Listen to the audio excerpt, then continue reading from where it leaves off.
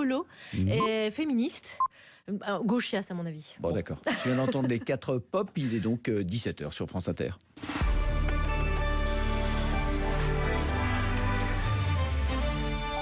Les infos, la Belle Rouge, Laetitia Gaillet. Voilà qui va donner du grain à moudre aux démocrates qui ont lancé la procédure de destitution à l'encontre de Donald Trump hier. Le département de la justice aux États-Unis a publié aujourd'hui un résumé de l'entretien téléphonique du président américain avec son homologue ukrainien Zelensky fin juillet. Et on y apprend donc, ou en tout cas on comprend que Donald Trump a bien demandé des renseignements sur Joe Biden, l'ancien vice-président et candidat actuel à la Maison-Blanche. À Washington, les précisions de Grégory Phillips.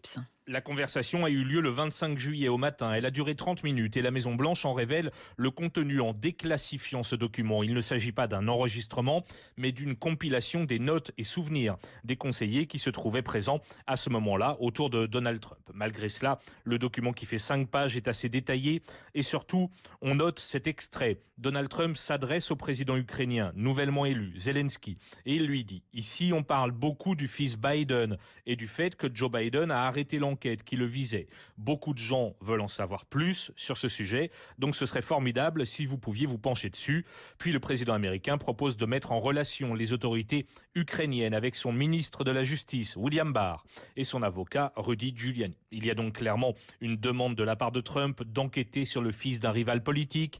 En revanche, il n'est jamais fait mention de l'aide militaire américaine qui avait été promise à l'Ukraine, mais le document est accablant pour la Maison-Blanche. Tout à l'heure, tout le monde aura les yeux rivés sur la rencontre Trump-Zelensky, prévue de longue date et qui aura lieu en début d'après-midi à New York, en marge de l'Assemblée générale des Nations unies.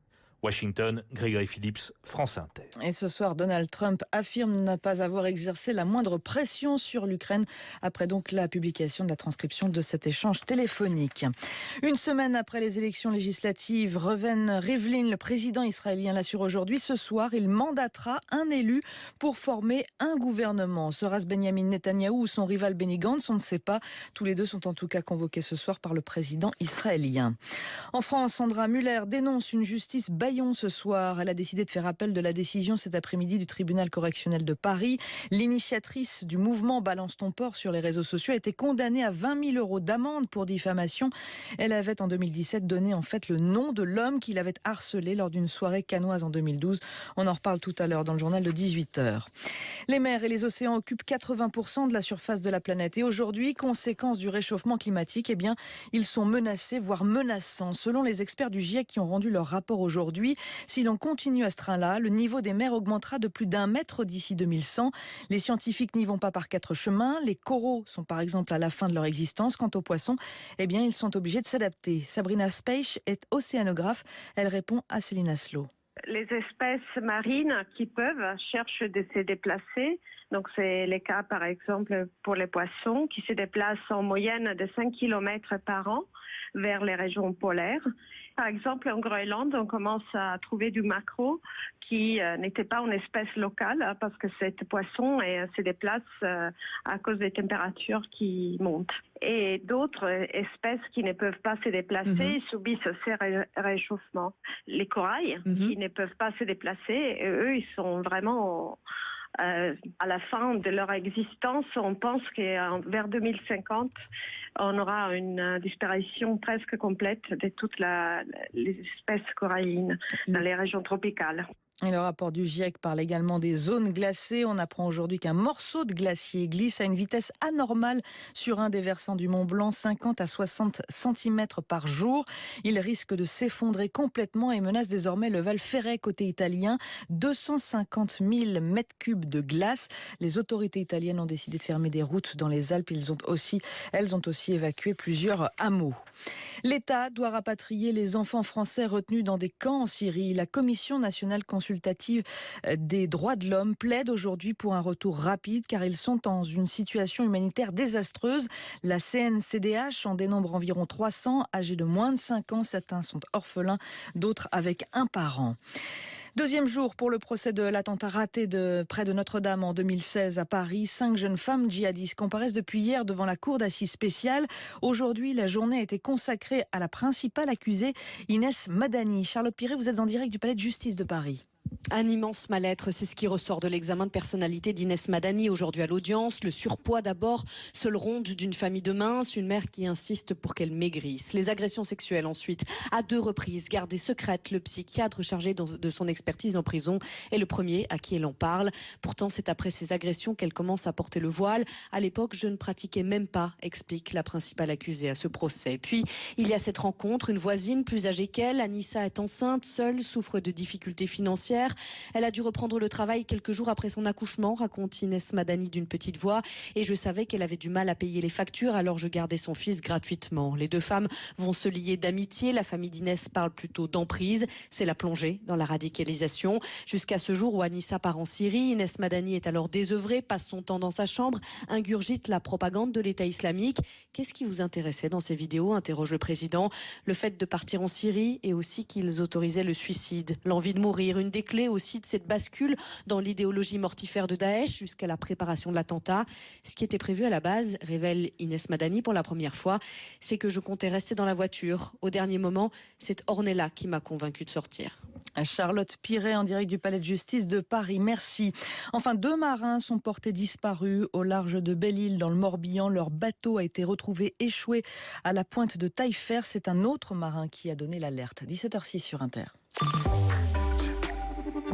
À découvrir sur franceinter.fr. En studio avec les Pixies, journal d'un enregistrement. Dans ce podcast exclusif produit par les Pixies eux-mêmes, entrez dans les coulisses de l'enregistrement de Beneath the Eerie, leur nouvel album. Processus créatif, séance de studio. Vous serez dans l'intimité du groupe culte. En studio avec les Pixies, en podcast et seulement en podcast, sur le site et l'appli de France Inter. France Inter aime Le hors-série Télérama Francis Bacon. Bacon a traversé le XXe siècle et ses atrocités. Un siècle terrible que Bacon enlumine grâce à la composition magistrale de ses tableaux et à la somptuosité de leurs coloris. Un homme généreux et un peintre magnifique dont le hors-série Télérama retrace la vie chaotique et le parcours artistique singulier. Hors-série Télérama Francis Bacon, à lire en ce moment, en partenariat avec France Inter. Ouais, moi j'ai pas de natte, mais je fais partie du fan club de Par Jupiter. Alors maintenant, il faut y aller. Allez. Merci. Elle vous en prie. Salut. Merci Laetitia Gaillet pour les infos. Allez, on y va? Il y a un générique cette fois? Oui. 13h à la cantine de Radio France. Mais est-ce qu'on pourrait pas dire une bonne fois pour toutes que la règle universelle de prononciation, c'est 8? Ah, t'es gonflé, hein. C'est déjà ce que tu fais tous les jours à l'antenne. T'as dit à Juliette comment tu prononçais les WC? Bah moi j'ai toujours dit les WC. Bah non, c'est WC, les WC. Mais ça sert à quoi d'avoir un W en plus du V si vous faites pas la différence? Bon, alors, de toute façon, je m'inscris en faux. WC, c'est un anglicisme, Oui. c'est water closet. Mais oui. Et on a un mot en français, les cabinets. Bah, donc on dit WC, bah W en anglais c'est way. Vous dites whisky, vous dites pas un whisky. Je le sais bien, mon père il est prof de français. Oh, ma mère aussi, elle est prof de français. Bah ouais, mais elle est à la retraite. Bah, le tien aussi, puis ton père, au mieux, il est prof de belge. Ouais, bah entre une belge et une stéphanoise, heureusement que je suis là quand même. Haute-Saône represent. Et allez, vas-y, encore un anglicisme. En matière d'anglicisme, notre invité il est verni. Elliot Lepers, il a des origines britanniques. Le perse, c'est anglais. Non, mais Elliot oui. Non mais attendez, vous éloignez pas du sujet là, on parlait de votre diction approximative. Non. Évidemment, moi, c'est pas ma faute, c'est parce que j'ai les dents de devant écartées. Non mais crois-moi, les dents écartées, Juliette, c'est pas ton problème majeur. Mais si, c'est pour ça que j'ai jamais pu devenir une grande tragédienne. Bah pourtant, moi je trouve qu'il y a du tragique en toi, Juliette. Mais tellement. Bah oui, Écoute, oui. pour qui sont ces serpents qui sifflent sur vos têtes? C'est Attends, bon. et moi, Ouais. nous partîmes 500, mais par un prompt renfort, nous nous vîmes 8000 en arrivant au port. Bah quoi Juliette, t'as du brocoli coincé entre les dents.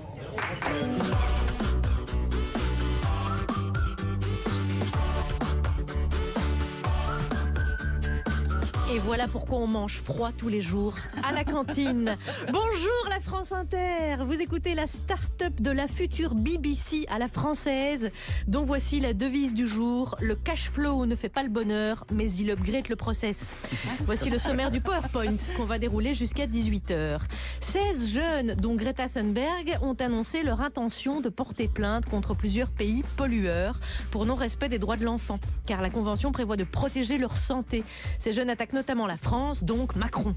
Détachez-le, on va le juger. Alors on va lui crever les yeux avec une aiguille et les paupières avec du fil. Non, bêchez-lui son froid. Engagez-vous, qu'il disait. Et ça a fonctionné du feu de Dieu. De plus en plus de militants sur tous les terrains. Sauf que voilà, les héros sont fatigués, très fatigués même. Et si vous vous demandez pourquoi, nous avons la réponse. Je suis épuisé, moi. C'est horriblement fatigant d'être intelligent. À l'école, les enfants sont souvent empêchés d'aller aux toilettes à cause de l'état des WC. Voilà. Les gamins préfèrent se retenir plutôt que de choper la ch'touille.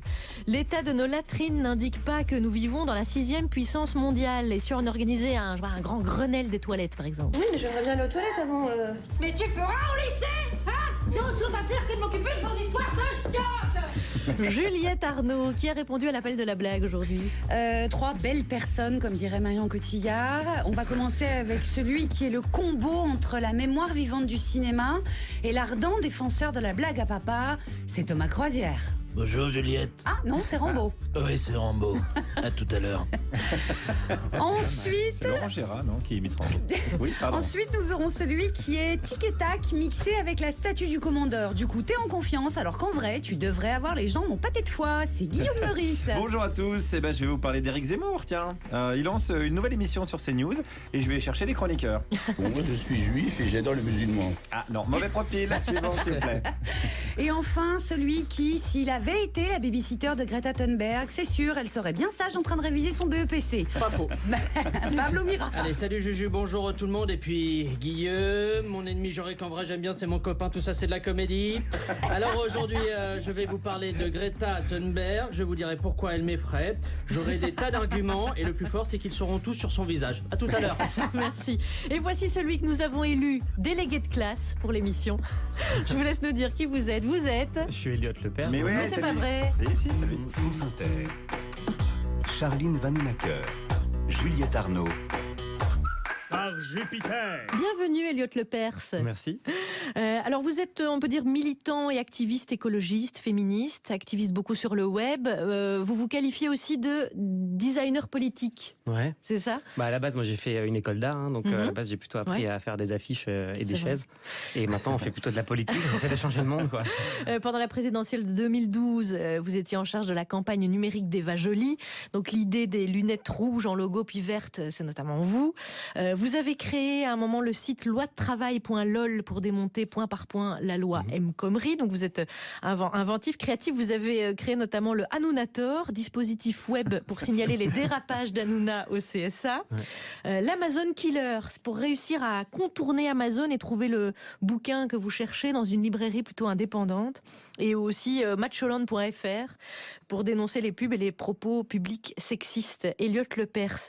L'une de vos dernières innovations, avant de parler de l'ONG Le Mouvement, vous êtes cofondateur et directeur, votre dernière innovation, l'application mobile 90 jours pour l'écologie.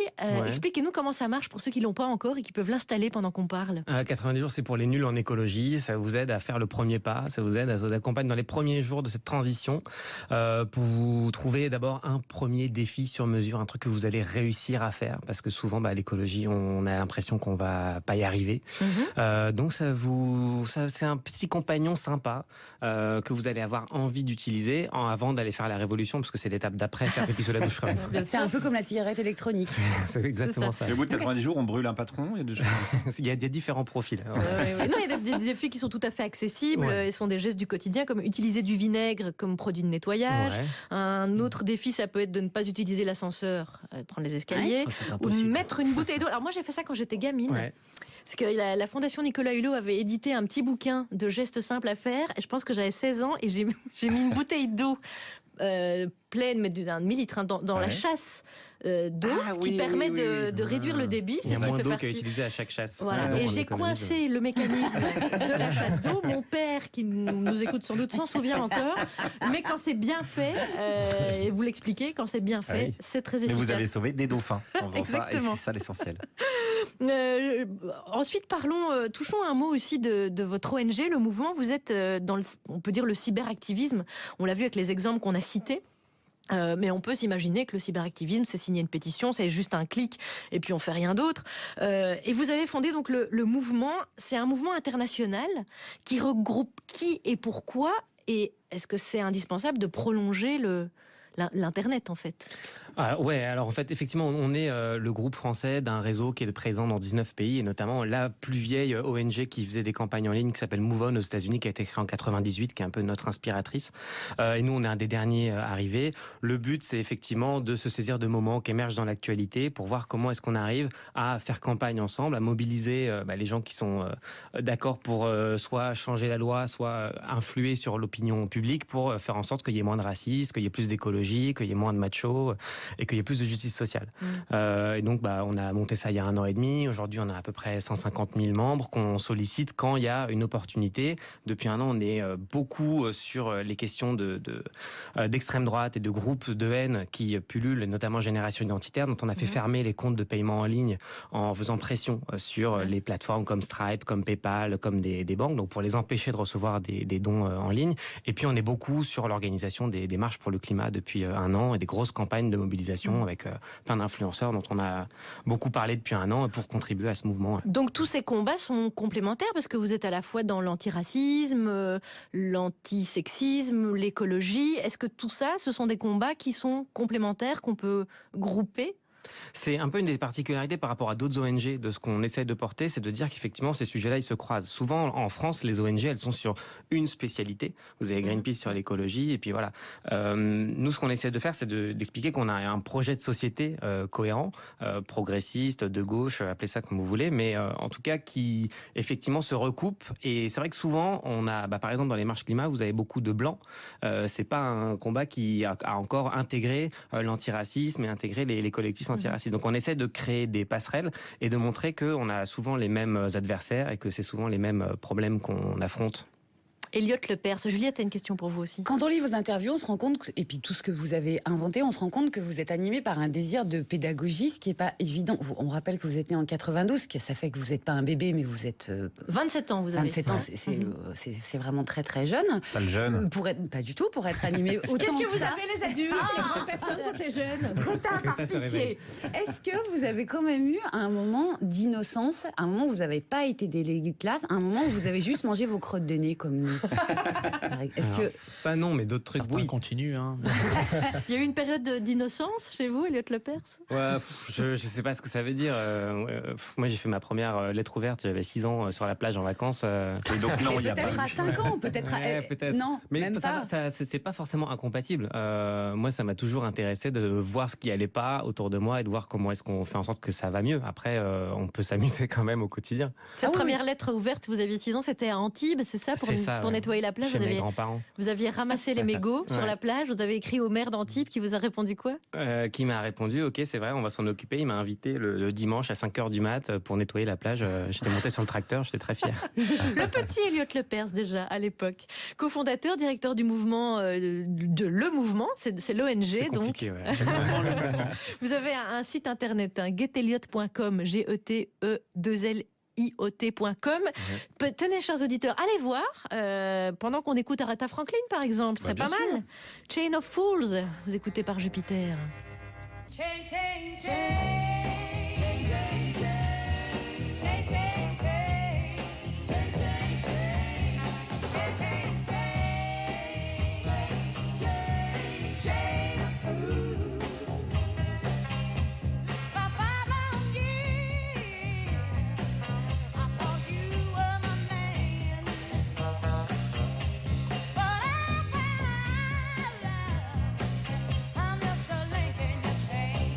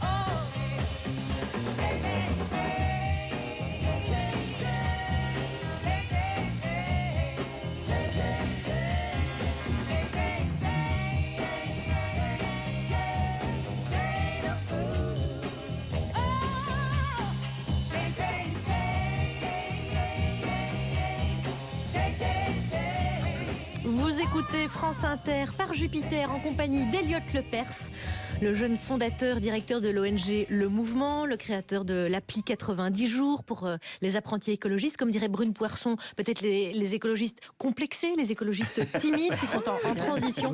Il y a une intention qui est là. Ne le soyez plus, soyez décomplexés. Et pour entourer Eliott Lepers, Juliette Arnaud, Thomas Croisière, Guillaume Meurice, Pablo Mira, ça fait beaucoup d'hommes, non? Et l'information à laquelle sexe? En vrai, pas assez. Bon, ça ne sert à rien de tirer sur une locomotive. La France aujourd'hui est une locomotive contre le réchauffement climatique. Le journal de presque 17h17. Un charbon de bois tout neuf. Avec ça, je tape le 70. Et on commence par les titres. Oui, dans ce journal, on parlera de Greta Thunberg. Oui, parce qu'on n'en parle pas assez en ce moment, je trouve. On parlera aussi de Greta Thunberg. Oui, parce que j'ai remarqué que ça apaisait bien les gens. Et il sera enfin question de Greta Thunberg. De qui? Greta Thunberg. Greta Thunberg. Vous avez un accent un peu pourri, c'est pour ça que j'ai pas compris. Et on commence ce journal avec Greta Thunberg. Exact. Ouais. Pas mal. Voilà. Greta Thunberg, à qui Brune Poirson disait « Merci Greta, vous nous apportez l'espoir, ne lâchez rien », c'était à l'Assemblée nationale. Ouais. Brune Poirson qui hier matin au micro de France Inter déplorait l'attitude de Greta Thunberg. Je ne crois pas qu'on puisse mobiliser avec du désespoir. Ouais, je vous rappelle que c'est pas la girouette qui tourne, c'est le vent. Hashtag énergie renouvelable. Et Brune Poirson a même ajouté « Mais quelles sont les solutions qu'elle met sur la table ? Je ne sais pas. Et je ne crois pas. » Et je ne crois pas, évidemment. Terrible, ces jeunes qui font la grève et qui feraient mieux d'aller à l'école. Et ce matin, c'était le député européen Rassemblement National, Jordan Bardella, qui était l'invité de Radio Classique pour parler de... Greta Thunberg. Exact, c'est bien. Charline et Jordan, il a dit ça. Je pense que sa place est sur les bancs de l'école. Elle a porté la plainte. Et ses parents sont en train d'en faire une psychopathe. Quant aux parents de Jordan Bardella, ils en ont fait un xénophobe. Et oui, on enchaîne avec Christophe Barbier qui a parlé... de Greta Thunberg. Exact, il a répondu à la question. Greta Thunberg, en fait-elle trop en disant oui. Christophe Barbier qui demande si quelqu'un en fait trop. Oui. Ok, on enchaîne. On enchaîne, c'est mieux. Alors on passe à Vincent Herouet, chef du service étranger de LCI, qui a parlé, quant à lui, de... Greta Thunberg. Oh, peut-être vous êtes balèze. Comment vous savez je sais pas, c'est l'instinct. C'est l'instinct, ok. Alors Vincent, il a dit ça. Vous savez, à l'ONU, il n'y a que les tyrans qui se font remarquer. Khrouchtchev avec sa chaussure, Castro avec son treillis, Kadhafi avec ses rêves et son burnou. Et là, on a un tyran de 16 ans...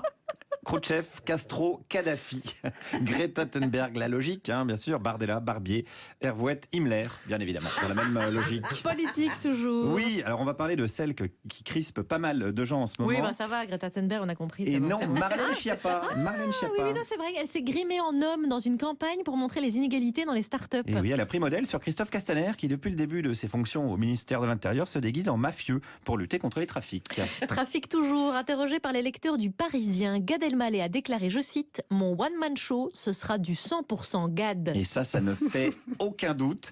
Personne n'a jamais remis en cause le fait que c'est Gad en personne. C'est lui-même qui traduit les blagues des humoristes américains.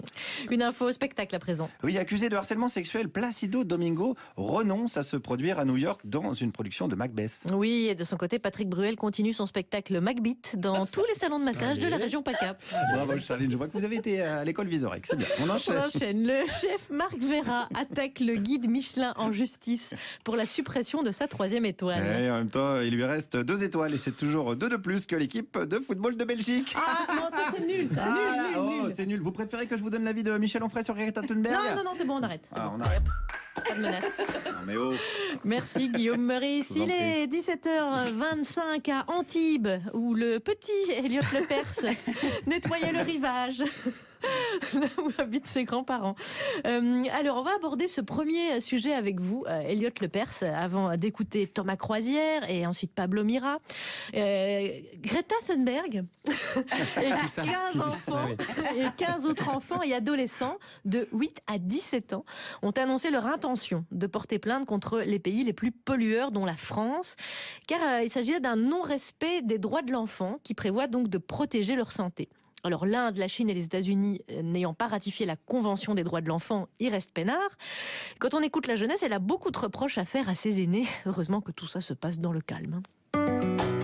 Ils sont un peu mous du cul, ces jeunes d'aujourd'hui, non? Non, mais ils sont sympathiques, mais ils sont pas comme nous. À notre époque, c'était vraiment... Allez, à vous de jouer, là. Qu'est-ce que tu veux, nous? On est vieux, hein, puis on va surtout pas lâcher nos super postes, super bien payés, super je vous encule, hein, puis on va continuer à construire des duty-free, puis des centres de merde, qui ont tous la même gueule, pour rembourser notre petite maison à l'île de Ré, hein, camarades? Ce qui compte, c'est de rester debout, le poing levé, hein, puis hein. Comme à l'époque, vous me faites penser à Michael Jackson, là, hein. Michael Jackson. Vous nous avez bien bouffé, hein. C'était bon de manger ces enfants, c'était bon. C'est ça. Et ben, demandez-vous pourquoi la figure centrale de notre génération, c'est le pédophile. C'est Judith Davis dans le film qu'elle a réalisé, Tout ce qu'il me reste de la Révolution. Elliot Lepers, donc on voit ces 16 enfants et adolescents qui entendent porter plainte et s'appuyer sur une faille dans la Convention des droits de l'enfance, pour la protection de la santé, donc surtout la faille de la catastrophe climatique. Le premier levier, quand on est militant, activiste, est-ce que le premier levier, il est juridique? Est-ce que finalement les juristes sont nos meilleurs activistes, nos meilleurs alliés? Je pense pas que c'est le premier, mais je pense que c'est en train de devenir de plus en plus un levier important parce qu'on a essayé les autres. Et on a essayé notamment de la honte et la vergogne et le bon sens. Et on a essayé de mettre nos responsables devant l'évidence. Ça fait 40 ans qu'on a des scientifiques qui publient des rapports, qu'il y a un consensus de plus de 95% des responsables et des scientifiques là-dessus, et que pourtant ça n'agit pas. Donc à la fin, on utilise d'autres moyens. Et un des moyens qui est de plus en plus utilisé, c'est la justice, parce que en l'occurrence, c'est inédit. Et puis ici, une décision de justice, derrière, ça permet d'obliger nos dirigeants à agir, alors qu'aujourd'hui, en fait, il n'y a pas beaucoup d'autres moyens de les obliger. Donc l'affaire du siècle en France... Il faut que ce soit contraignant, parce que souvent, ce qu'on fait n'est pas forcément contraignant. Même la COP, c'était pas contraignant, etc. C'est très souvent, en fait, dans la politique, on n'a pas de moyens d'obliger les responsables, quoi. En fait, on a des tasers, des genres d'objets électriques. Ça, c'est bien. En état fasciste, si, on a des moyens. En état fasciste, on en a. Mais les dirigeants, je suis même pas sûr, en fait. C'est qu'ils sont élus, puis après, ils sont un peu tranquilles, ils essaient de faire leur maximum. Ce qui est assez affligeant, c'est de se dire qu'on en est venu à un moment où c'est à nous, les citoyens, les citoyennes, des gamins de 16 ans, d'aller chercher des moyens d'obliger des responsables qui sont élus de juste faire ce que les scientifiques disent depuis 40 ans. Ça veut dire que la jeunesse, elle est davantage crédibilisée maintenant? Parce que c'est une question que Juliette vous posera aussi. Les jeunes, pas toujours écoutés. Puis là, ils arrivent dans les grandes instances, les assemblées, l'ONU, ils entendent porter plainte. On voit que Greta, elle est super crédibilisée par tout le monde. En tout cas, la jeunesse, ça fait peur, parce que la jeunesse qui se mobilise, c'est à la fois c'est des gens qui n'ont rien à perdre et en même temps qui n'ont rien à gagner. Donc on peut pas les attaquer, on peut pas leur reprocher d'aller jouer un agenda personnel, et en même temps au pire ils vont pas en cours, quoi. Donc ils ont pas de salaire qui tombe pas à la fin du mois, donc c'est extrêmement volatile, quoi. Donc effectivement, quand les jeunes rentrent dans la bataille, ça fait peur à nos dirigeants. Tant mieux. Et puis oui, je pense qu'il y a un truc où, et notamment Greta, mais toutes les personnes qui lui ont emboîté le pas, et toutes les jeunes leaders qui ont suivi et qui ont pris sa suite dans plein de pays du monde, et tous les jeunes qui manifestent. Oui, il y a quelque chose de super fort, quoi, dans l'image qu'ils portent, parce que c'est des gens qu'on n'a pas l'habitude d'entendre sur une parole construite, argumentée, scientifique. Ils proposent pas de solution, comme le dit Brune Poisson, mais c'est pas leur boulot. Leur boulot, c'est juste de dire, il y a des scientifiques qui nous disent que dans 10 ans, on va rencontrer un mur. Si vous voulez, on ralentit, sinon, qu'est-ce qu'on fait, quoi. Juliette? Oui, il y a un élément de langage qui me semble manquer, et qui n'est pas assez utilisé par les militants quand on reproche à, par exemple, Greta Thunberg d'être trop jeune. C'est qu'en même temps, en France, on parle très souvent de Daniel Cordier, qui était le secrétaire de Jean Moulin. On oublie de rappeler que Daniel Cordier, quand il part à Londres, il a 16 ans. Et qu'à l'époque, ce que les collabos reprochaient aux résistants, qu'ils soient communistes ou gaullistes, c'était d'être des jeunes et de pas savoir. Et donc ça c'est quand même un élément de langage historique. Et de sur pas lequel être des nazis aussi. Ils ont dit que c'était pas cool. C'est une chose qui pourrait être profitable, ça. Ça peut pas être un reproche. La jeunesse. Non, ça ne peut pas. Attendez, je suis perdu. En tout cas, c'est tellement classique, quoi. C'est tellement facile. Et en fait, ça veut aussi dire qu'il n'y a pas vraiment d'autres arguments en face. Et en plus, elle cumule, quoi, Greta. C'est qu'elle est jeune, c'est une femme. En plus, elle a certaines conditions. Comment dire ça en fait, elle a un syndrome d'Asperger, donc oui. Voilà, c'est ça. Elle a un syndrome qui fait qu'elle se comporte pas exactement comme on a l'habitude de voir quelqu'un se comporter normalement. Et donc, tout ça, c'est utilisé pour la décrédibiliser. Mais au fond, c'est parce que son discours est effroyablement implacable et qu'on n'a pas d'autres arguments pour dire qu'il faut qu'on aimerait bien qu'elle se taise, en fait. Elliot Lepers avec nous. Pablo Mira reviendra certainement sur ce sujet. J'ai d'autres arguments pour la décrédibiliser, mais ils sont tous mauvais, vous allez voir. On a hâte. Thomas Croisière, parlons un peu cinéma, tiens.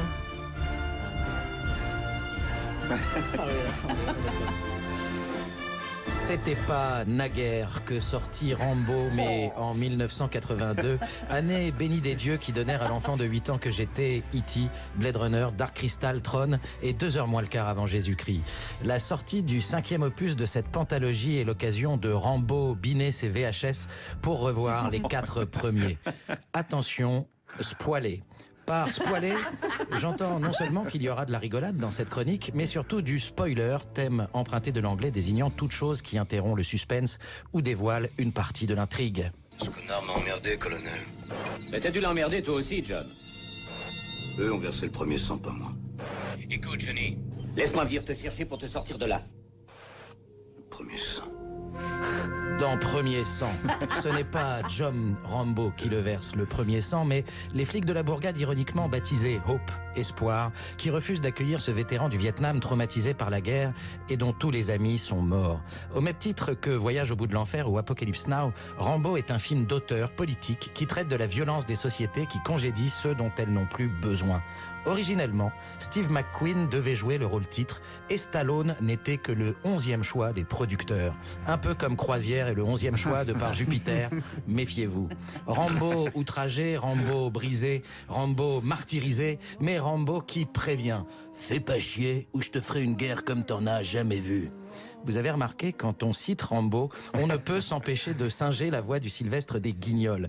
Imitation non pas de Sylvester Stallone, mais d'Alain Dorval, indissociable doubleur des mythes testostéronés que sont Rocky et Rambo. Je considère d'ailleurs que regarder Rambo autrement qu'en version française est un crime contre ma cinéphilie, ma nostalgie et ma jeunesse. Bilan des opérations, beaucoup de dégâts, mais un seul mort, et encore, pas vraiment de la faute à Rambo. Il a juste lancé un caillou contre un hélicoptère et le gars qui essayait de l'abattre se tenait pas bien accroché, et surtout une tirade de fin bouleversante, d'autant plus bouleversante que ce Frankenstein moderne est plutôt du genre silencieux. Alors, où est-ce que les missiles sont localisés? Tout près. Où ça? Dans ton cul. Moment historique. Vous venez d'entendre le premier dans ton cul de l'histoire. Nous sommes dans Rambo 3 en 1988 et il est prononcé par le colonel Trotman, l'homme qui déclare « Dieu n'a pas fait Rambo, c'est moi qui l'ai fait ». Rambo 2 et 3 s'éloignent très clairement de la veine auteur, même s'il y a toujours des auteurs pour écrire les scénarios. Stallone bien sûr, mais aussi James Cameron, futur réalisateur de Titanic et Avatar, qui pose là les jalons du blockbuster bodybuildé réganien et assume la part bestiale de l'Amérique. Les répliques de bonhomme fusent, je vous livre mon top 3 personnel. Ce que vous appelez l'enfer, il appelle ça chez lui. Vous êtes fou. Pardon, il faut que je prenne l'accent russe un peu raciste. Un homme seul contre 10 commandos d'élite. Mais pour qui prenez-vous cet homme? Dieu? Non, Dieu aurait pitié. Lui, non. Et enfin, c'est génial. Pour survivre à une guerre, Il faut devenir la guerre. Réplique culte grâce à laquelle Gizmo le Mogwai trouve l'inspiration pour défoncer tous les méchants gremlins, même celui à crête blanche qui lui répondit à l'époque « Gizmo, caca !» La répartie des gremlins étant moins flamboyante que celle du colonel Trotman. Rambo, alors qu'il a contre lui les Viettes, les Russes et même les Américains, tue 58 personnes dans le 2, dont 46 torse nus. Dans le 3, il supprime 78 ennemis, dont 45 sans chemise. Et nous sommes sur un ratio global d'1,02 morts par minute. Vous voyez, Rambo n'a pas besoin de super pouvoirs ni d'un collant à la con pour être un héros. Il lui faut juste son bandeau et son couteau. Il l'est repris en 2008 pour John Rambo, où du haut de ses 62 ans, il tua 83 ennemis, mais cette fois-ci en gardant sa chemise. Il y a 10 ans, je quittais John, lui me tournant le dos pour rentrer chez lui, mais quel chez lui, et moi agitant la main pour lui dire merci. Merci pour ces 4 films inégaux, mais tellement kiffants. Et après cette émission, rien ne me fera plus plaisir que de le retrouver sur grand écran et en VF pour verser le dernier sang et nous prouver une fois encore qu'entre vivre pour rien ou mourir pour quelque chose, il a fait son choix. Vive Rambo et vive le cinéma! Merci Thomas Croisière, merci, qui a vécu cette chronique intensément avec un t-shirt que vous avez retrouvé dans mes tiroirs. C'était 11 ans et c'était pas ma guerre, Charline. Et oui, il est tout délavé, ça veut dire que vous l'avez depuis longtemps. Il n'y a pas les mêmes muscles non plus que John Rambo. Hein. À revoir évidemment sur notre page Facebook ou sur franceinter.fr, à réécouter en podcast aussi. Ne vous lassez pas, allez-y, sinon Thomas Croisière va dire que c'est un complot. Nous sommes en compagnie d'Elliot Lepers, cofondateur et directeur de l'ONG Le Mouvement. Allez voir aussi son site internet getelliot.com. Tiens, pendant qu'on écoute la musique de l'épée Springfield 61.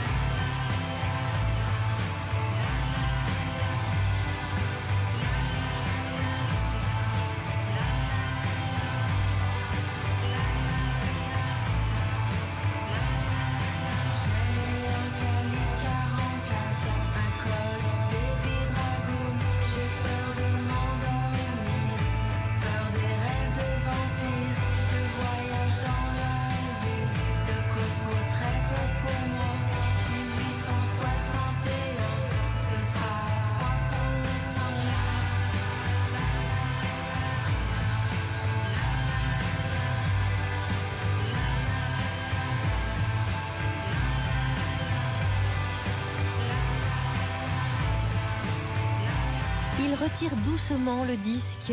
Florian Beauvalet à la technique.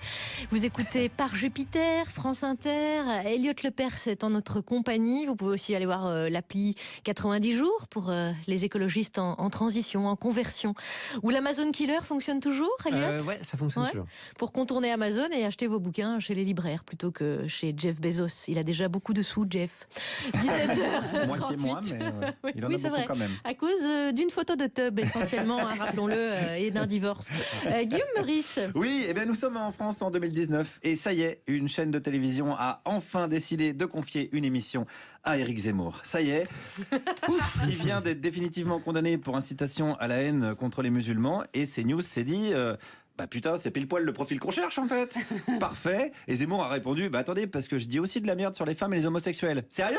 Eh ben on vous augmente. Allez, on double votre salaire. Allez hop, asseyez-vous, prenez un café et en avant...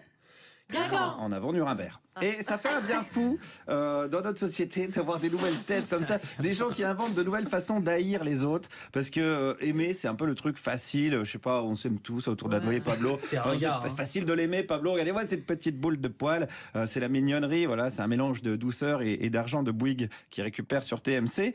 Mais Éric Zemmour nous apprend à mieux nous détester. Ça, c'est important pour faire société, comme on dit. Alors, le problème, c'est que pour l'instant, il n'a pas de chroniqueur, hein, c'est une émission qui se monte. Et ben, c'est pas grave, j'ai voulu lui filer un petit coup de main ce matin en faisant un petit casting sauvage comme ça dans les rues. Alors, par exemple, est-ce que cette dame, elle aime bien Éric Zemmour? Moi, je l'aime bien. J'aime bien les gens qui mettent les choses en question. Ce qui fait polémique, c'est qu'il vient d'être condamné pour incitation à la haine contre les musulmans. Oui, mais qu'est-ce que vous voulez? On n'est pas tous d'accord, hein, on n'a pas tous les mêmes opinions, et ben, on verra à la suite. Moi, je pense qu'il faut un peu plus de tolérance, oui, aujourd'hui. Il faut tolérer l'intolérance, alors. Oui, mais je pense que c'est ce qui manque aujourd'hui. Ben oui, voilà. Ben oui, parce qu'on est dans une époque terrible, on est en pleine intoléranceophobie. Hein. On n'accepte pas la non-acceptation de l'autre. Quand quelqu'un nous crache dessus, on prend ça tout de suite comme une injure, comme un scandale, et non comme une invitation au partage. On la garde, hein? On l'embauche la dame. Allez, et d'une, elle est prête. Alors, monsieur, est-ce qu'il aime bien Zemmour? Oh, ses réactions vis-à-vis du politically correct, c'est assez ça. Oui, il lutte contre la bien-pensance, c'est ça? Voilà. Qu'est-ce que c'est pour vous la bien-pensance? C'est du n'importe quoi. La bien-pensance, c'est n'importe quoi? Oui, c'est du n'importe quoi. Et est-ce qu'il faudrait mieux être mal-pensant? Non, ça c'est pas un bon raisonnement. Ça. Ah oui, c'est compliqué alors? C'est assez compliqué. Ouais, c'est là qu'on voit que moi, clairement, j'ai pas le niveau pour bosser sur CNews. Hein. Moi, je suis vraiment resté cantonné à la bien-pensance. Moi, j'ai rien contre les homos, les noirs ou les femmes. Je suis vraiment le nul à chier. Je pourrais être Miss France, mais je trouve que c'est un concours sexiste. Alors moi, je suis vraiment à chier, à chier. Je suis nul. Alors ce monsieur, j'ai envie de le garder aussi. J'en ai peut-être trouvé un autre qui aime bien CNews. J'en ai marre qu'on me dicte ce que je dois penser. Et le système médiatique, c'est un système de haut-parleurs. C'est décidé, je ne sais pas par qui, mais ils sont tous raides comme la justice à reproduire exactement au mot le mot ce que quelqu'un leur souffle de dire. Et ben tous les médias, vous pensez? Tous les médias, pareil. Mais CNews, c'est un média. Oui, mais moi j'aime bien CNews. Oui, oui, là c'est pas pareil. Oui, CNews et Valeurs Actuelles et Le Point, Le Figaro, TF1, etc. Mais c'est vrai que tous les médias qui disent la même chose disent la même chose. C'est terrible. Encore un chroniqueur pour Éric.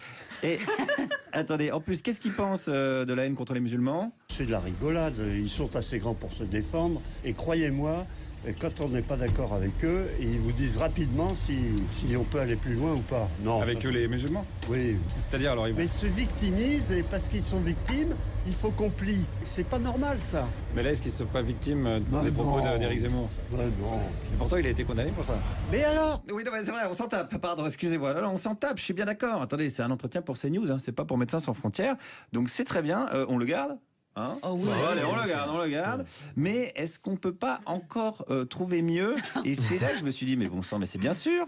Mais Edith, bien, c'est évidemment Edith, la super esthéticienne du 16e, celle qui épile le maillot de Dominique Seux. Et ben ça tombe bien, Edith, vous le savez, Edith, elle adore CNews. Elle regarde Pascal Praud. Il y a des gens très intelligents, il invite beaucoup de gens bien hein, sur le plateau. Et lui, il siffle, il a obligé de prendre un sifflet pour leur dire vous arrêtez parce que les gens n'entendent rien du tout. Puis alors celle que j'aime pas, tu sais, la gaucharde, là, ça doit être une communiste, celle-là c'est la lesbienne. La lesbienne. Qui ça? Les cheveux courts, une brune moche. Allez, embauchez direct. Non, mais c'est vrai, là, mais bon, il y a peut-être un risque que Zemmour paraisse un peu tiède, en fait, à côté d'Edith. Alors, j'ai quand même voulu la tester sur des sujets de fond, par hasard. Les migrants. Ça n'arrête pas. Hier, ils ont dit maintenant, on va entretenir les gosses des femmes françaises qui ont fait le GI. Qui ont fait le quoi? Qui ont fait le GI, comme on dit, qui ont été des terroristes. Le djihad. Oui, djihad. Parce que le GI, ça n'a rien à voir. Non, djihad. Oui, alors on va pas chipoter non plus. On n'est pas obligé d'être précis. Hein. Vous dites bien WC ou WC. Voilà, on n'est pas précis. Alors sur CNews, c'est pas éliminatoire. Ce qu'il faut, c'est parler franc. Et ça, Edith, elle a un master. Moi, il y a des gens qui viennent me parler, monsieur que je connais pas, il m'a dit au moins vous parlez franc. Il faudrait plus de gens comme vous, madame. Il faudrait des gens qui disent, comme Zemmour, tout haut ce que les Français pensent tout bas. Moi j'ai des clientes, elle m'a encore dit, une qui est milliardaire, là, qui est bourrée de fric, elle va foutre le camp. Elle m'a dit, moi je vais partir soit au Maroc, ils sont tous à Marrakech. Mais est-ce que ça veut dire que tous les Français ont la haine contre les musulmans? Ah non, pas du tout. Moi j'aime bien les Marocains. Moi j'ai des copines musulmanes, mais elles sont très ouvertes, elles ont des copines juives. Est-ce que vous êtes ouverte, Edith? Ouverte, ça dépend. Hein. Moi, j'ai fait des progrès. Hein. Oui, alors bon, ça se voit pas immédiatement comme ça. Bon, mais c'est bien, qu'elle reste comme ça pour CNews, c'est parfait. J'espère qu'Éric nous écoute, là, je suis à sa dispo pour lui présenter sa nouvelle équipe. Merci à lui, merci Bolloré pour ce futur Fox News à la française. Et si ça vous donne envie de gerber, faites-le directement sur CNews, ils ont l'habitude. Merci Guillaume Meurice. Vous jouez le 4 octobre à Caen au Cargo avec votre groupe Les Disruptives. C'est vrai. C'est le Rock en Marche. Allez écouter le riff macroniste de Guillaume et de son groupe. 17h44 sur France Inter avec Elliot Lepers, l'ONG Le Mouvement. Il y a aussi le site internet getelliot.com. Vous savez, il a lancé l'Amazon Killer, l'appli 90 jours, Match Hollande ou 343 connards. Vous inventez plein de trucs. Elliot. Et Juliette a un autre sujet pour vous, justement. Militer souvent tout à fait bénévolement pour une cause, c'est classe. Seulement, voilà, manque de soutien, manque de reconnaissance, manque de résultats et une conscience accrue des choses qui rongent de l'intérieur, c'est ce qui conduit, par exemple, la créatrice du site Paye ta Schneck à rendre son tablier. On a les écoutes de ce qui s'est vraiment passé. Mais avant, ma vie, c'était de la merde, vous entendez? Hein? Recevoir le chef de scie, le roi de mi, toujours poli, toujours bien mise, le symbole de la nation bretonne. Il en faut bien des compensations pour encaisser toutes ces conneries, hein? Toujours s'occuper de quelque chose et surtout de vous, parce que vous avez des responsabilités. Et qui s'occupe de moi pendant ce temps? Eh ben oui, maintenant qu'il n'y a plus de pâte d'amande, je tourne en rond, je suis sur les nerfs. Voilà, donc grâce à un article du Figaro, on a appris ce que c'était que le burn-out militant. Alors forcément... Qu'on a entendu dans Kaamelott, voilà. par exemple. Ah oui, oh là là, Ah oui, là là, Kaamelott. En plus, c'est mon actrice préférée, c'est Anne Giroir. Voilà. Le Figaro parle de burn-out militant, donc c'est marrant. Et comme on vous a sous la main, là, je vais en C'est ma tête qui vous profiter. fait dire ça, Non, pas Pose du un tout. arrêt Pas maladie, du tout. là, vraiment, Non, mais est-ce que ça vous est déjà arrivé? Est-ce que vous l'avez déjà frôlé, le burn-out? Est-ce que vous dormez trop peu? Est-ce que vous avez trop de dossiers ouverts sur votre tableau de bord intérieur? D'autant que vous faites tout ça sans coca et sans avion. Ça nous arrive souvent, bien Ouais. sûr, à tout le monde. Effectivement, Anaïs Bourdelle de Paye ta Schneck, c'était extrêmement violent de lire ce qu'elle a raconté, ce témoignage, de voir qu'effectivement, elle se sentait plus en mesure de recueillir la parole de victimes, en fait, parce que ça l'atteint totalement. Et c'est vrai que c'est un paradoxe, parce qu'on est dedans, donc on est particulièrement touché par tout ce qu'on vit. En même temps, c'est des métiers où on travaille beaucoup trop, où effectivement, on est tout le temps paupérisé dans notre action, c'est qu'on a tout le temps joué avec des bouts de ficelle, on n'est jamais assez nombreux. Et puis en face, on a Macron, donc c'est extrêmement fatigant. Ça veut dire quoi? Ça vous Extrêmement. décourage d'avoir Macron en face? Avec Macron, c'est particulièrement difficile de faire notre boulot, parce que Et de vivre un quand on est gouvernement qui- association, etc., vous voulez dire? Alors, oui, on pourrait reparler de la fiscalité et de la suppression de l'ISF qui a enlevé 300 millions d'euros de dons aux ONG. Ça, c'est encore un détail, mais c'est surtout qu'on a en face un gouvernement qui nous ment en permanence. Moi, je me souviens, par exemple, sur le budget du ministère des Droits des Femmes, où on avait Marlène Schiappa qui, pendant tout un été, mentait dans tous les médias face à Caroline Dehaas. On avait fait un compte de l'augmentation qui était un mensonge du budget du ministère des Droits des Femmes. On l'avait prouvé, et en face, on avait Marlène Schiappa qui passait tout l'été à mentir. Et derrière, quand Caroline Dehaas a été harcelée, on se souvient de Besnéard qui avait dit qu'il voulait la claquer, et derrière il n'y avait pas eu de soutien non plus, il y avait même plutôt une forme d'hostilité de la part du gouvernement. Donc ça, c'est des choses... Ça joue dans le burn-out militant aussi. C'est ce c'est qu'explique que- l'article, c'est le manque de soutien aussi psychologique et parfois la violence des attaques. Oui, parce qu'elle le dit, Anaïs Bourdelle, elle dit qu'elle est épuisée et elle est également terrorisée. Il y a un autre truc dans l'article, j'ai appris une expression, le traumatisme vicariant, qui d'habitude est pour le personnel soignant, et là ça marche aussi en fait pour les militants, et un mot qui est tout neuf qui s'appelle la solastalgie. Est-ce que vous en êtes atteint? Ça veut dire quoi? C'est au niveau de la gorge, non? C'est joli, hein. Et c'est une nouvelle forme de détresse profonde qui est, dès qu'on s'intéresse à l'écologie et qu'on commence à militer en écologie, on commence à choper une angoisse très très forte qui ressemble à une chose qui relève de la dépression. Ouais, a fortiori quand on est sur des sujets comme ça où on se demande si tout ce qu'on fait va effectivement avoir une influence, quoi, et est-ce qu'on va s'en sortir. Donc moi ça va, honnêtement, mais autour de moi je vois beaucoup de gens qui le vivent super mal. Après je pense aussi que moi ça fait 10 ans que je suis dans ce milieu-là, donc j'ai appris à relativiser et à comprendre que j'étais pas responsable du résultat et qu'on fait ce qu'on peut et qu'on essaie d'être cohérent avec ce qu'on a envie de porter, d'être honnête avec ce qui nous anime, quoi. Après il faut faire le deuil aussi de ce qu'on pourra jamais réussir à faire, et puis se prendre soin de soi. Et là, voilà, mais je repense à la journée de samedi où on était dans la rue en tête de cortège. Tout d'un coup, on voit que en 5 minutes la situation dégénère. On voit des gaz lacrymaux qui nous sont envoyés dessus par les flics. Effectivement, à ce moment-là, c'est des moments où ça nous atteint fortement, quoi. Prenez soin de vous, activistes et militants, parce qu'on a besoin de vous. 17h49 sur France Inter, l'heure de donner la parole à l'auteur du livre Greta Thunberg, j'aurais aimé que tu te manges un iceberg. C'est vous, Pablo Mira. Pablo, mon petit ange trapu. Aujourd'hui, vous avez décidé de partir en guerre contre Greta Thunberg. Ouais, ma louloute. Alors, pour préparer cette émission, je me suis dit, qu'est-ce que je pourrais dire sur elle de plus méchant que tout ce qui a déjà été dit par tous les vieux éditorialistes réac? Réponse: rien, impossible évidemment, mais je vais le faire avec plus de charisme, nuance. Donc là, je vous le dis, il y en a marre de cette Greta machin chose, là, la trisotiste suédoise Greta Mongolberg. Non mais sérieux, pour qui elle se prend à donner des leçons de morale au monde entier, alors qu'elle ne fait rien en termes d'action? Pour qui se prend-elle, hein? Une chroniqueuse de France Inter, sans doute. En plus, écoutez bien, elle n'a aucune légitimité pour parler du climat. A-t-elle un diplôme en climatologie? Non. A-t-elle des testicules? Non plus. Zéro légitimité. Puis moi, pardon, mais j'ai pas attendu Greta Moschberg, là, le robot d'Helsinki, pour faire attention à l'environnement. Moi, par exemple, quand je dois prendre l'avion, je réserve via Thomas Cook. Comme ça, je prends pas l'avion, jamais. Malin. Voyez, moi, je suis dans l'action, pas comme cet ado au visage sans ossature qui ne sait faire que critiquer. Non, mais plus sérieusement, Juju, elles sont les solutions de Greta. Emmanuel Macron, lui, au moins, à chaque problème, il propose une solution. Un réchauffement climatique. Bim, Grenelle de l'environnement. Violences faites aux femmes, bim, Grenelle contre les violences conjugales. Le coup du Grenelle ne marche plus, boum, Grenelle du Grenelle. Action, réaction. Maintenant, je vais rentrer dans le vif du sujet et attaquer cet ado de la banquise sur le fond. Moi, je vous le dis, je suis très mal à l'aise face au discours de Greta Reinmann. Et par discours, j'entends bien sûr son visage. Je ne sais pas si vous avez vu, par exemple, sa dernière intervention à l'ONU, Charline, mais son visage est très sévère quand même, et ça, moi, ça m'inquiète, je vous le dis. Non, mais attendez, son discours, ses arguments, vous en pensez quoi? Le problème, c'est les pommettes, Charline. Surtout la gauche qui remonte un peu plus que la droite, ça crée une angoisse chez les gens qui la regardent. Oui, mais le message qu'elle porte, Pablo, sur le fond, vous en pensez quoi? Dent, là, je crois que c'est une incisive qui passe devant l'autre. Là, moi, je vous dis, on se dit où va la jeunesse. Tiens, on va lancer d'ailleurs un miramétrie sur le sujet. Question simple pour vous, les auditeurs. Quel monstre se cache derrière le visage de Greta machin? Réponse 1, un démon nazi. Réponse 2, un minotaure avec une hache enflammée. Donnez-moi vos avis, je les lirai tout à l'heure aux toilettes. Donc non seulement je trouve cette Greta absolument pas légitime à parler écologie, et le pire c'est que c'est une radicale.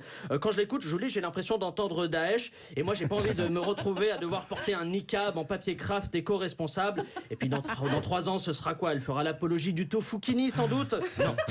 Qu'on arrête immédiatement avec cette Thunbergisation du monde, surtout que le réchauffement climatique, je suis pas sûr que ça existe. Vous savez, moi je suis comme saint Thomas. Je ne crois que ce qu'on me dit de croire contre une forte somme d'argent. Oui, je parle de saint Thomas Fabius, évidemment. Car oui, le dérèglement climatique, je l'attends toujours. Moi, j'ai beau chercher, pour moi en France, il y a toujours nos 4 saisons de base qu'on connaît tous. Printemps, été, automne, dépression. Donc, qu'on cesse de donner la parole à cette folle dingo qui a tout de l'extrémiste. Est-ce que vous avez vu l'autre jour à l'ONU le regard qu'elle a lancé à Donald Trump? Est-ce que vous l'avez vu? Moi, j'ai vu le regard de la haine, Charline. J'ai vu le regard du technicien de France Inter découvrant sa fiche de paye. C'est très inquiétant et on ne sait pas jusqu'où cette petite trisogole va aller. Surtout qu'elle agit. La vache, s'il vous plaît. C'est sérieux. C'est bien trisogole. C'est un bon argument. Il y a des règles. Ce personnage m'épuise. Surtout qu'elle est clairement manipulée. Alors par qui? Par quoi? Quelle ONG? Le Mossad, sans doute? Non, soyez sérieux. Mais pour tout vous dire, Eric Bonnel, je il fends la reste concentré. carapace. Je fends la carapace, Charline. En fait, je suis triste pour elle. Être si jeune et tomber dans l'extrémisme écologique, quelle tristesse. 16 ans, c'est l'âge de sortir en boîte, de flirter avec les garçons, de porter plainte contre Woody Allen. Les jeunes ne savent plus vivre, Charline. Pour conclure, et je crois que la haine anti-Greta Thunberg, le Terminator de Copenhague, c'est comme le réchauffement climatique, ça ne s'arrêtera que lorsqu'on sera tous morts. Et bonne nouvelle, si on continue à ne pas l'écouter, ça arrivera bientôt. Merci Pablo Mira Pro Finkelkraut Ferry pour cette belle chronique. Pablo, respirez, vous êtes sur France Inter avec Elliot Lepers qui respire lui aussi autour de cette table. C'était drôle pour une fois. Parlons un petit peu, parlons infection urinaire, constipation, ballonnement, gastro-entérite. Okay. C'est ce qui guette les enfants qui n'osent pas aller aux toilettes parce qu'elles sont souvent dégueulasses dans leurs écoles. Après avoir peur des cabinets, envoie les enfants en droit de ligne dans celui du médecin. Une civilisation dite évoluée peut-elle admettre un tel délabrement de ses latrines? La future génération place ses espoirs dans les wawas à la japonaise. T'as vu la lunette? Elle est truffée de capteurs, des détecteurs de présence. Dès qu'un nouvel utilisateur s'assoit, l'ordinateur propose automatiquement de paramétrer tes réglages préférentiels. Température de l'air, de l'eau, puissance du jet, distance d'impact. En fait, tu personnalises ton siège. Et là où c'est génial, c'est que la fois d'après, l'ordinateur, par reconnaissance anale, sait exactement de qui il s'agit. En gros, il reconnaît ton cul. Marc Lavoine dans Les meilleurs amis du monde, le film de Julien Rambaldi. Nous avons trouvé cet article dans Flush, le magazine qui regarde l'actualité à travers la lunette des toilettes, avec Pascal Légitimus en couverture, et qui a le mérite de poser cette question, qui, je pense, vous ramène à certains souvenirs, ou pour les parents, ramène à la réalité. Au collège et au lycée, Elliot Lepers, il ne s'est pas passé une année sans que vous ayez été délégué de classe. Est-ce que les chiottes, ça a été un combat que vous avez mené? Ouais, je pense qu'on en parlait moins à l'époque, mais oui, tout à fait. On avait, les portes étaient cassées, c'était sale, et puis l'absence de poubelle pour les filles, pour pouvoir jeter les protections hygiéniques, tout à fait. Donc c'est un vrai problème. C'est, je veux dire, bah si, quand même, c'est majeur. Bah bien sûr, on est d'accord. Il n'a pas dit le contraire, c'était l'engueulé. Non, c'est un vrai sujet. Est-ce que c'est un enjeu parce qu'on est quand même la 6e puissance mondiale. Est-ce que ça peut se mesurer à l'état de nos latrines? C'est la France, c'est pas la Belgique. Non, Oui, d'accord. parce qu'en Belgique, les toilettes sont plus propres. Ouais, c'est le problème. Il y en a deux dans tout le pays. Bah, si. Il y a d'ailleurs une blague, je l'ai dite à Elliot Lepers avant l'antenne, donc j'en fais profiter les auditeurs. En Belgique, on dit je vais à la toilette. En France, on dit je vais aux toilettes. C'est parce qu'en France, il faut en faire plusieurs pour en trouver une de propre. Eh oui. C'est raciste, hein. C'est raciste. Mais voilà, on voit qu'en Inde, c'est un enjeu, ça fait partie d'une politique globale. En Afrique, il y a un problème aussi avec la promiscuité des petits-enfants, des petits garçons et des petites filles. Donc c'est quand même un enjeu aussi. Est-ce que ce serait un combat que vous pourriez mener avec le mouvement? Oui, c'est vrai, tout à fait. On pourrait forcer le ministère de l'Éducation nationale à effectivement rénover les toilettes et proposer des installations qui soient utilisables par tout le monde et qui ne forcent pas tout le monde à se retenir, en fait. Parce que je crois que c'est un enfant sur deux, un écolier sur deux, qui se retient d'aller aux toilettes à cause de l'État. Et en plus, il faut demander, madame, je veux faire pipi, il faut taper l'affiche devant tout le monde. C'est compliqué. On était content de traiter ce sujet. C'est plus compliqué à rénover. Oui, avoir la honte devant ses copains, c'est sûr qu'on n'y arrivera pas. Elliot Lepers, Juliette Arnaud va vous soumettre au feu roulant de ces questions. Oui, c'est le questionnaire de Jupi-Proust. C'est un peu de Proust, beaucoup de par Jupiter. Détendez-vous, ça va bien se passer. Il ne peut rien vous arriver de grave. On y va. Sur une échelle de 1 à 10 de la gauche, à combien vous situez-vous? De la gauche à quoi? De 0, c'est vraiment vous n'êtes pas de gauche. 10, oulala, vous êtes Karl Marx. 7,5. Très bien. Sur une échelle de 0 à 10 de la droite, à combien vous situez-vous? 1,5 pour les chemises. Ok, donc il y a une partie, je sais pas. C'est vrai. Si vous étiez un slip, vous seriez celui que Sharon Stone ne met pas dans Basic Instinct ou celui que Patrick Bruel ne met pas pour se faire masser? Un boxeur, du coup. Ouais. Parce qu'il faut savoir boxer. Toujours dans le registre de la vêture, comment vous habilleriez-vous si vous étiez une femme? Comme maintenant, parce pourquoi faire une différence? Très bien, les vêtements. très bien. Vous venez d'inventer le concept de la comédie musicale politique. Vous l'appelez Les Parapluies de Hong Kong, Les Misérables 2.0 ou Chantons sous une pluie de pesticides. Le premier, c'est bien. Les Parapluies de Hong Kong. Hong Kong. Vous êtes Patrick Buisson. Quelle personnalité politique mettez-vous sur écoute? Réfléchissez bien. Greta Thunberg. Évidemment. Mauvaise nouvelle, vous êtes encore Patrick Buisson. Quel personnage de fiction mettez-vous sur écoute? Et ne répondez pas Greta Thunberg. Ça c'est difficile. Hein. Pascal Pro. Ado, Charline avait un poster de François Mitterrand dans sa chambre. Et vous, qui affichiez-vous? J'avais un drapeau de Johnny Hallyday. Voilà, ça c'est un vrai. Ça c'est mon Elliot. Moi, c'était Jean Le Canuet. Hein, je voudrais, Ah, j'ai confondu. Quelle est votre astuce pour éviter l'âge adulte? Je ne souffle plus mes bougies depuis que j'ai 17 ans. Et ça marche? Bah, comme tu Ouais, vois. c'est vrai, c'est vrai, ça marche. Elle est une dernière. Elle est une dernière. Si la vieillesse est un naufrage, qu'en est-il de la jeunesse? Il faut le fuir. La jeunesse, c'est dans la tête. Regarde, moi j'ai bossé avec Eva Joly puis avec Greta Thunberg. Comme quoi, Pas de elles étaient différence. toutes les deux punks. Ouais. Merci. Elliot Lepers, merci d'avoir passé cette heure avec nous. Merci à vous. Je rappelle que vous êtes le cofondateur et le directeur de l'ONG Le Mouvement. Renseignez-vous pour voir les actions de cette ONG qui s'occupe d'antiracisme, d'écologie, d'antisexisme. Vous avez inventé pas mal de choses comme l'appli 90 jours qu'on vous conseille si vous êtes écolo en transition ou l'Amazon Killer. Et il y a aussi votre site internet, Elliot, qui s'appelle getelliot.com. On se dit à demain où nous recevons un autre invité féministe, un humoriste, Laurent Siama. Moi, depuis ce matin, je me fais traiter de gonzesse, j'en fais pas tout un cake.